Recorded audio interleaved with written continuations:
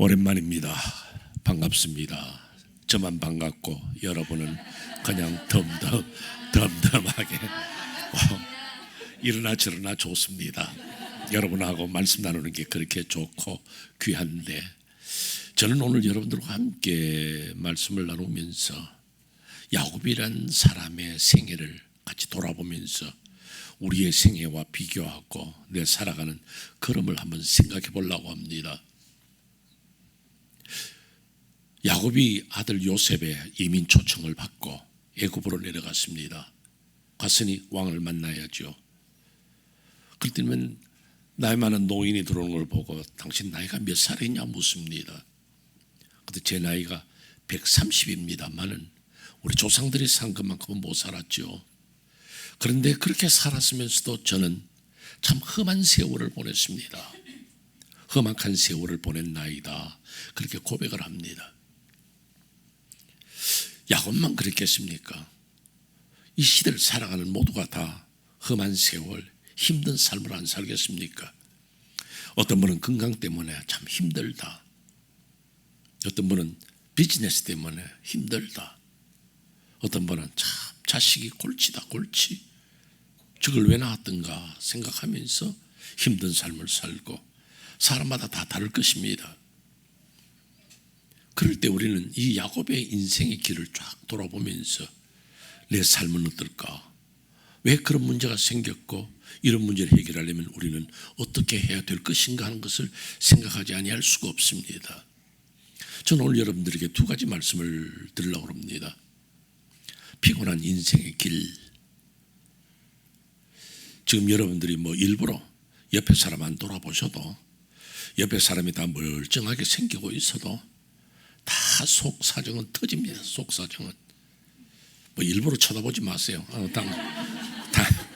당신도 참 그렇게 사는구나. 나만 그런 줄 알았더니만은 실제로 그렇습니다. 나만 아니라 내 옆 사람도, 앞에 사람도, 이 앞에 선 목사도 다 힘든 인생의 길을 걷고 있습니다.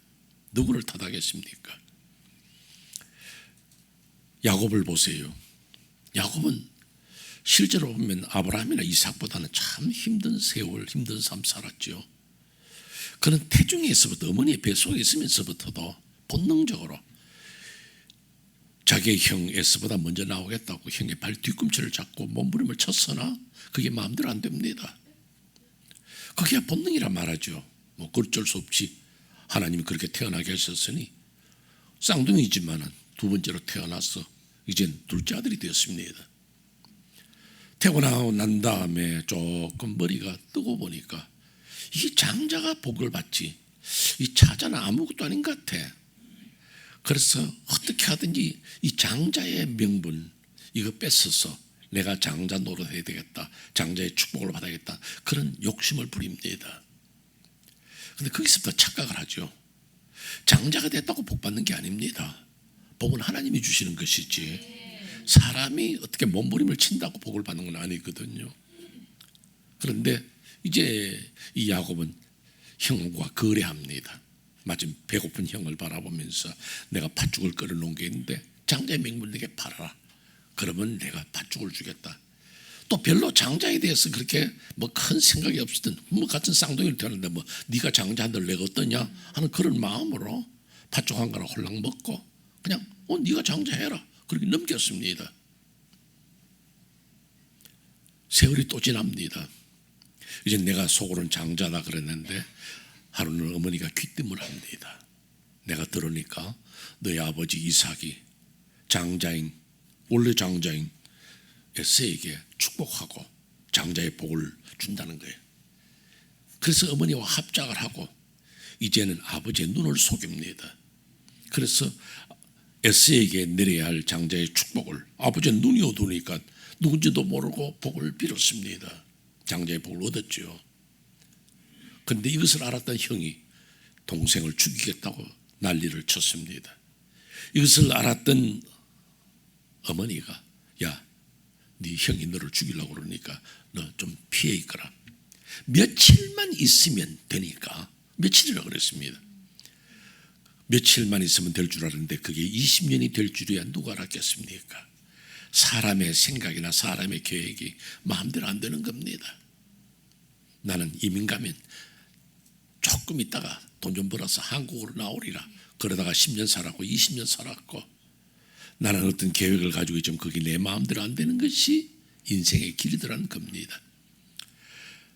그래서 외삼촌 라반의 집에 가서 살았는데 20년 동안 사는 동안에 역시 또 자기도 외삼촌 라반에게 속기도 하고 술수를 부려서 재물을 얻습니다. 돌아옵니다. 20년의 세월을 지내고 돌아오는데 소식을 듣고 형이 죽이려고 그럽니다. 참 인간의 복수심이란 거는요, 1년도 2년도 아니라 20년의 세월이 지나도 그 복수심, 우리는 또 앙심이라 그러죠. 앙심을 먹고 동생을 죽이겠다고 그럽니다. 그런 인생을 사는 게 힘들죠. 야곱이 바로 왕 앞에 서서 자기의 뒤를 돌아볼 때에 참 너무 힘들었다. 험한 세월 보냈습니다. 그 고백이 나오는 거예요. 우리가 그 정도 생각하면 험악한 세월인데, 그럼 문제는 뭐냐면 왜 그렇게 됐냐 이거죠. 왜 그런 삶을 살 수밖에 없었냐는 거죠. 오늘 우리가 살아가면서 나는 그런 아픔이 없었겠냐, 내가 지금 인생을 살아가는 건데 내게 어려움이 있고 힘든 일이 있다면 그 근본이 어디서 나오느냐, 이걸 우리는 생각하고 있어야 됩니다. 그래서 우리가 성경을 배우는 거죠. 저는 먼저 여기에서 두 가지의 이유를 여러분에게 대어드립니다. 하나는 뭐냐면, 야곱의 그 신앙이라는 것은 공간적인 신앙에서 떠나지를 못했습니다. 이 말은 뭐냐, 할아버지 아브라함과 또 자기 아버지 이삭과 함께 예배를 드리고 제단을 쌓을 때에 거기에 하나님 계신 줄 알았어요. 그런데 자기가 어느 처소에 있든지 하나님이 항상 거기에 있다는 것을 자기는 몰랐습니다. 할아버지하고 제단 쌓을 때 여기 하나님 계십니다, 하나님 우리 제사 받아 주시옵소서 기도하고 축복받았겠지요. 이삭과 예배 드릴 때 여기에 주님 계시니까 주님 우리에게 축복하소서 했겠지요. 근데 그걸 잘 모릅니다. 나중에 그걸 깨닫는 것이 어디냐 하면, 형이 죽이겠다 할 때 도망하여서 베델에 갔을 때에 그가 환상을 보면서 여기에도 하나님이 계십니까? 하고 고백하는 거예요. 여기에도, 베델에도. 베델은 그 들판입니다. 제단 쌓은 곳이 아닙니다. 거기서 하나님 앞에 예배하겠다고 말했던 것도 아닙니다. 자다가 일어났는데 거기에도 하나님이 계신다는 거. 이것이 공간적인 신앙을 탈피하는 거예요. 아까 여러분들 찬송 불렀죠? 우리가 어디에 있든지 주를 높이리다. 우리가 어디에 있든지, 여러분 그걸 실감하고 삽니까? 여러분이 식탁에 앉아 있을 때 거기에도 주님이 계시고, 우리는 교회 가서 예배 드려서 주님 만났어, 그것만 아니고 여러분들이 자녀들과 대화를 나누는 그 자리에도 주님 함께 계시고, 여러분이 데이트를 합니다. 사랑하는 사람과 함께 대화하면서 영화 구경도 하고 식당도 하는데 그 자리도 함께 계시고, 이런 신앙을 가져야 내가 어디에서 말을 해도 조심하게 되고, 내가 어떤 행동을 해도 하나님이 보고 계시는데 내가 이렇게 할 수 있느냐, 자기 자신을 조심하게 되고 늘 자신을 돌아보게 되는 거예요. 그렇지 않으면 그 공간적인 신앙 떠나면 교회만 가면 착한 성도인데 밖에 나오면 엉망이야. 왜? 거기는 하나님 안 계신 줄 알아. 거기서는 하나님 내 기도를, 내 소리를 못 듣는 줄 알아. 하나님의 눈이 어두워서 밖에만 나가면 나 몰라봐. 마음대로 사는 거죠. 그래서 신앙에서 탈피를 해야 되는 거예요. 오늘 여러분들이 마음에 새기는 것은, 주님, 내가 어디에 있든지 주님이 나와 계심을 늘 믿게 하여 주시고, 내가 어디에서 기도하든지 주님이 내 음성 들으신 줄 알게 하여 주시고, 내가 어디에서든지 주님 앞에 찬송할 때 내 찬송을 받으시고 기뻐하실 주님을 기억하게 하여 주옵소서. 그렇게 우리의 자세를 가져야 한다, 그 말씀입니다. 공간적인 신앙이 떠나지 못했고, 두 번째로 중요한 말씀입니다. 그는 자기가 범죄하거나 잘못된 일을 저질렀을 때 하나님 앞에 회개할 줄 몰랐습니다. 내가 형에게 거짓말을 했는데 이게 마음이 괴로워야 되는데 죽이겠다는 이야기만 마음이 괴로운 거예요. 아버지의 눈을 속였지만은 그 자체가 죄악이었다는 걸 깨닫고 하나님의 내가 잘못했습니다 말하지를 못했습니다. 이게 문제인 거예요. 오늘 우리가 죄를 지을 수 있습니다. 실수할 수 있고 하나님의 마음을 기쁘시게 못할 경우도 생깁니다. 그러나 그 시간이 지나면서 내 자신이 깨달으면서 내가 주님 앞에 온전히 살지 못했는데, 내가 오늘 낮에 내가 그 성도와 말씀을 나누면서 내가 왜 그런 말을 했던가. 주님 이 밤 지나기 전에 나를 용서하여 주옵소서. 그런 것이 우리의 신앙의 자세 아닙니까? 여러분들이 창세기 28장에서부터 베델에서부터 쭉 보세요. 그가 뉘우쳤다, 그가 회개했단 말 없습니다. 나중에 야복강변 이후에서 그는 단을 쌓기 시작했습니다. 그 전까지는 어쩌면 라반의 집에서 20년의 세월 지나는 동안에도 그는 제단 쌓은 적이 없습니다. 안타깝죠. 저는 오늘 여러 성도들에게 날마다의 삶을 내 자신이 돌아보면서 나는 얼마나 하나님 앞에서 회개할 줄 알았던가. 회개라는 것은요, 내 가슴이 아픈 거예요. 내 영혼이 아픈 거예요. 주님, 내가 신앙인으로서 이렇게 하면 안 되는데. 그래도 난 예수 믿는 사람 아닙니까? 그가 돌아올 때에 야복강변에서 소식을 들었습니다. 형님이 자기를 죽이러 온다는 소식 들을 때 깜짝 놀랐습니다. 형이 지금까지도 나를 죽이려고 그래. 그래서 그의 가족과 자기가 얻었던 재물 다 먼저 떼어나 보냈고 야복강변에서 몸부림을 치지요. 성경은 말합니다. 환도뼈가 상하기까지 하나님 앞에 매달립니다. 이것을 저는 회개라고 봅니다. 하나님, 내 지난 세월 하나님을 속이고 하나님의 잘못된 용서하여 주옵소서. 자기 자신을 돌아보는 거거든요. 그때 아마 엉엉 울었으리라 생각합니다. 왜 나는 그렇게 살 수밖에 없었던 거, 왜 나는 그렇게 미련했던 거. 장자의 복이 뭔데? 그럼 죽고 나면 끝나잖아요. 형의 칼에 의해서 죽고 나면 얻었던 재산 자체들 다 사라지는 거예요. 위기일반의 그 순간에 하나님 앞에 자신을 뉘우쳤을 수 있다 저는 생각합니다. 최근 들어서 여러분들 코로나 때문에 한 2년여 우리가 굉장히 어려웠죠. 난 여러분들이 물어보고 싶은 거 하나 있어요. 코로나는 우리 때문에 생긴 건 아니에요. 그런데 어느 나라에서 코로나를 감염시켰다, 어느 나라에서 코로나가 힘들었다 말할 때에, 그리고 우리는 2년여 동안 경제적으로나 모든 삶에 있어서 죽어졌을 때, 여러분 때문은 아니었지만은 주님, 우리가 하나님 앞에 범죄하여서 이 코로나라는 전염병이 생겼습니까 하고 혹시 눈물 한 방울 흘려본 적이 있습니까? 내 죄는 아닙니다. 그러나 이런 어려운 사건 앞에서 주님 이게 뭡니까? 주님 이게 뭡니까? 가슴 아파하면서 눈물을 흘려본 적 있냐 이거죠. 그냥 세상이 왜 이럴까? 주님 오실 때 다 됐는가 보다. 더러운 세상, 어느 나라가 이렇게 악해서. 그거 말하기 전에 이게 다 내 죄입니다. 주님, 내가 민족과 세계를 위해서 기도하지 못한 죄 주여 용서하여 주옵소서. 저는 목회자로서 돌아볼 때에 안타까운 게, 여러분 기억하실지 몰라도요, 2014년에 그때 한국교회에서 그런 큰 행사가 하나 있었습니다. 그게 뭐냐면 한국교회의 영적 지도자 되는 목사들이 성도들 앞에서 회개운동한다 그러면서 회초리를 들고 자기의 종아리들을 친 적이 있습니다. 그게 하나의 데몬스트레이션인지 실제적으로 그렇게 난 몰라요. 그런데 지금 코로나 시대에 이렇게 문제가 많을 때에 정말 이것이 한국 교회의 책임입니다. 지금 이것이 한국 교회 목사들의 책임입니다. 지금 한국 교회가 정신 차려가야 주옵소하고 회개의 역사를 일으키는 회개 운동을 없더라 이거죠.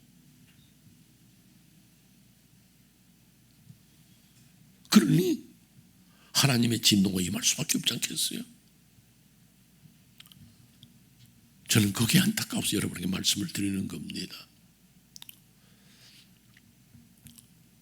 어쩌면 인생 행로에 있어서 어려운 당할 때에 회개하고 바로만 썼더라면 좀 더 평탄한 길이 주어졌지 않았을까 하는 생각.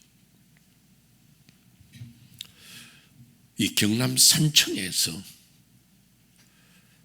태어나고 자랐던 사람이 있었어요.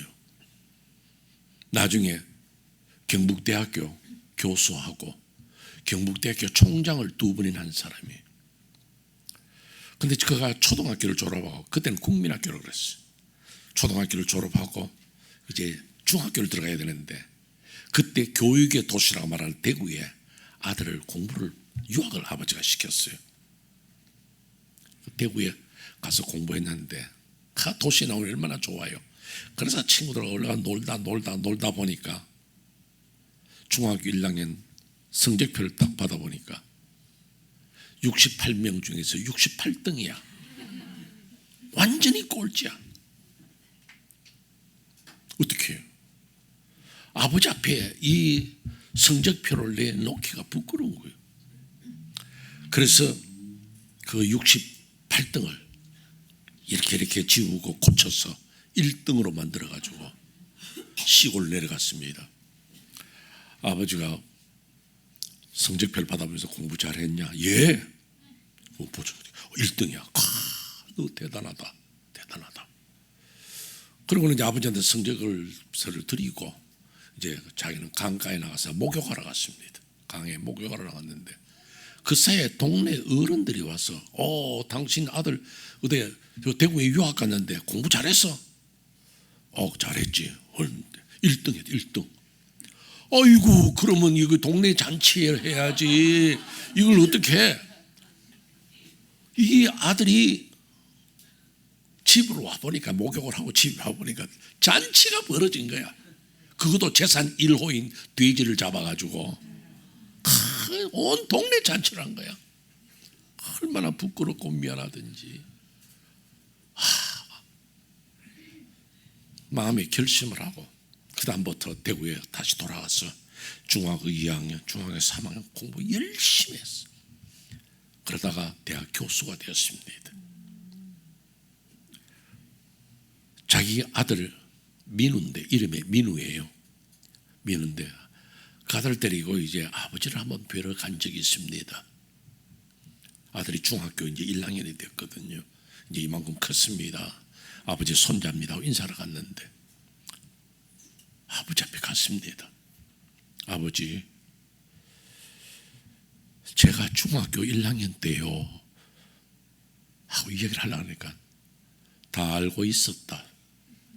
민우가 듣는다. 그런 이야기를 못했대요. 아버지는 알고 있었어. 나는 그 이야기를 읽으면서요, 우리가 하나님 앞에, 하나님 나 온전히 살지 못해서 하면 주님 뭐라고 말씀하시까? 나 알고 있어. 나는 너의 회개하는 심령을 보는 거야. 어떠한 죄를 지었든지, 무슨 죄를 지었든지, 어떻게 하나님 앞에 온전하지 못했든지 하나님은 나 알고 있어. 중요한 것은 내가 하나님 앞에 회개할 줄 아느냐. 회개의 심령 갖는 성도들이 되시기를 주의 이름으로 축원합니다. 하나님 앞에 무릎을 꿇고, 이게 내 죄냐, 네 죄냐, 자식의 죄냐, 남편의 죄냐 탓하지 말고, 주님, 내가 기도하지 못했기 때문에, 내가 하나님 앞에 온전히 살지 못했기 때문에 주님 오늘 이 시간에 이렇게 돼버렸습니다 고백한다면 좀 더 나은 인생을 살 수 있지 않겠나. 두 번째 말씀을 드리죠. 정신을 차리고 살자는 겁니다. 정신을 차리고. 이제 여러분들 정신을 차려야 돼요. 왜? 우린 그리스도인이니까. 보세요. 야복강변에서 회개했다 그랬죠. 몸부림을 쳤습니다. 환도뼈가 상하기까지 하나님 매달리면서 주님 내 남은 생에 도와주시옵소서 했습니다. 그러면 돼야 되잖아요. 변해야 되잖아요.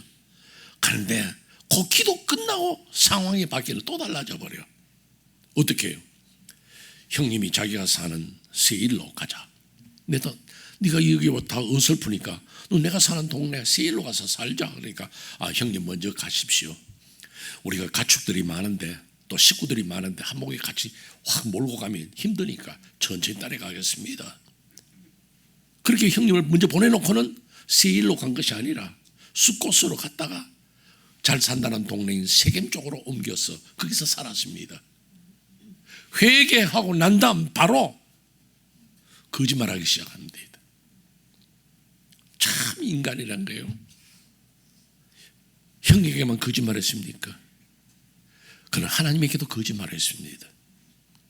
자기가 베델에서 뭐라고 그랬습니까? 나로 하여금 돌아오게 하시면 이곳을 어디서 베델에서 제단 쌓겠다. 근데 베델 안 갑니다. 나중에 세겜에 갔다가 죽을 뻔하니까 그때서야 베델로 가자는 거죠. 이런 안타까운 사건을 봅니다. 우리 부흥회 때나 이강호 목사님의 말씀을 증가할 때 주여 그렇습니다. 회개합니다. 바로 살겠습니다. 하다가 예배당문만 딱 나가면 또 그때부터 거짓말도 시작하고 누구를 탓하겠어요? 저도 그럴 것인데 뭐. 아울러서 이 진정으로 정신을 차리고 살 이유가 또 있습니다. 그게 뭐냐면 우상을 제거하지 않은 게 그 사실입니다. 이 야곱이 믿음으로 살아가잖아요. 그래도 아브라함과 이삭의 신앙을 이어받은 사람입니다. 그런데 그 가정에 우상이 있었단 말이에요. 여러분 아시는 것처럼 그가 이 바단 아람에서 돌아올 때에 자기 아내, 가장 사랑하는 아내 라헬이 드라빔을, 우상을, 그 우상 드라빔은 가족 신상이거든요. 그걸 숨기고 있는데 와이프가 그걸 가지고 있단 말이에요. 저는 생각을 해봤습니다. 야곱이 알았을까 몰랐을까? 몰랐다면 할 수 없는 거고, 알았다면 너무 사랑하는 아내가 가지고 있는 우상단지라 그래 너만 좋아해라 했을런지도, 그건 우리 짐작이고, 어쨌든 현실적으로 우상을 가지고 있었다는 건 무서운 죄악이에요. 그뿐만 아닙니다.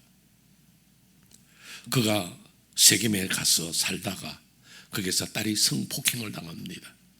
그리고는 아들들이 그게 복수를 합니다. 큰 전쟁이 날판에 생겼습니다. 도망 나오죠. 그때서야 자기는 하나님과 약속인 베델로 가야 되겠다 생각하고 짐을 꾸리는데 가족들이 뭐라고 말합니까? 너희들이 가지고 있는 이방 신상을 버려라 말합니다. 그것은 뭐로? 가족들이 우상을 가지고 있은 거예요. 어쩌면 함께 있는 종들이 가졌을런지 노복들이 가졌을런지 그건 모릅니다. 그러나 집안에 우상이 있었다는 사실을요. 이것이 얼마나 큰 범죄입니까? 그런데도 그걸 알고 있으면서도 야곱이 왜 그때 그 전에 청산을 못했느냐는 거죠. 이제 떠날라 그러니까 우상 버려라? 맞는 말입니다. 그러나 그전에도 우상 있는 것을 용인하고 묵인하고 살았던 것은 하나님 앞에 잘못이었다는 겁니다. 저는 이 본문에 와서 여러분들에게 정신을 차리라고 말씀드린 이유가 있는 거예요. 여러분 정신을 차려서 보세요. 여러분에게는 우상이 없습니까? 목사님 우리는 그렇게 뭐 부처 같은 경우는 이런 거 뭐 만들어 놓은 거 없어요. 깎아놓은 우상은 없지만은 보이지 않는 우상이 우리에게 얼마나 많은지 모릅니다. 어떤 분은 자녀가 우상인 사람도 있습니다. 신앙과 주일 교회와 말씀과 예배 드리는 것에서 자식과 비교할 때 어느 쪽을 먼저 선택했습니까? 비즈니스에 문제가 생겼을 때 신앙 선택했습니까? 비즈니스를 먼저 선택했습니까? 어쩌면 지식이, 공부하는 일이 우리에게 우상처럼 부각되어져서 우리를 하여금 실패케 했을 수도 있다, 그 말씀입니다. 오늘 우리가 정신을 차리지 않으면 우리 신앙은 엉망이 되어버립니다. 정신을 차려서 신앙생활을 해야 돼요. 아무리 회개 안 되면 뭐합니까? 또 죄 짓고 또 죄 짓고 그렇게 사는 거예요. 저는 어떤 분이 쓴 글을 읽고 참 생각할 만하다. 오늘 우리 그리스도인들의 모습을 이야기하는 것 같아서 부끄럽기도 하고, 그러나 한번 읽어는 드립니다. 제가 읽어드리죠. 우리는 내 기도하는 한 시간, 그때가 가장 즐겁다 하며 찬송을 부르고 매일 10분에서 15분의 중보기도로 만족한다. 내 기도하는 시간 그렇게 좋다 그러면서도 기도 10분만 하면 땡. 우리는 믿는 사람들은 군병 같으니 하고 찬송을 부르지만 끌려갔어야 겨우 하나님께 봉사한다. 우리는 만입이 내게 있으면 그 입 다 가지고를 부르면서 하나님의 영광을 위하여 우리가 가진 한 입은 사용하지 않는다. 우리는 빈들에 마른 풀같이의 찬송을 날이 개이고 화창한 날에 열심히 부른다.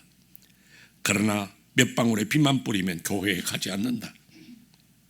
우리는 주 믿는 형제들을 부르고선 매우 사소한 불쾌한 것으로 그 귀중한 믿음의 형제와 유대를 끊는다. 찬송은 멋지게 부르지만은, 성경책은 열심히 들고 다니지만은 신앙생활을 온전할까? 저는 이 글을 읽으면서 이 찬송이 생각났습니다. 주 예수보다 더 귀한 것은 없네. 이 찬송을 부르지만은 우리는 주 예수보다 더 귀한 것이 엄청 많습니다. 우리들을 향한 고백이 되어질까 두려운 거예요. 오늘 여러분들은 주 예수보다 더 귀한 것 있습니까? 주 예수보다 더 귀한 것을 자랑 삼아 내세우고 있습니까? 지나간 생애를 보면서 나는 왜 그렇게 살았던가 하기 전에 오늘의 내 삶을 돌아보면서 진정한 그리스도인의 길, 정신을 차리고, 나는 정말 하나님을 사랑하는 사람인가? 나는 하나님을 온전하게 사는 사람인가? 그렇지 못하면 이 아침에 회개하며 주님 앞에 돌아서는 여러분들이 되시기를 주의 이름으로 축원합니다. 기도하겠습니다. 사랑하는 성도 여러분, 혹시 오늘 아침에 교회에 오시다가 부부간에 마음 상한 일 없습니까? 지난 주간을 돌이키면서 여러분들, 나는 하나님 앞에 온전하게 살아왔다고 생각하십니까? 그러지 못했다면 주님, 오늘 이 아침 이 시간만이라도 주님 앞에 회개합니다. 주님 용서하여 주옵소서. 나는 그리스도인답게 살지 못했고, 가게 들어오는 손님이나 직장에서 나와 함께 일하는 사람을 마음을 아프게 한 적은 없습니까? 내가 정말로 예수 믿는 사람이고 정말로 하나님 믿는 사람답게 지금까지 지나왔습니까? 정신을 차리고 살아야 됩니다. 예수보다 더 귀한 것이 있어서는 안 됩니다. 주님보다 더 사랑하는 것이 있어서는 안 됩니다. 오 주여, 오 주여. 이제 우리 다 같이 한번 주여 외치시고 우리 간절한 마음으로 하나님 앞에 기도하며 회개의 시간 갖기를 원합니다. 주여.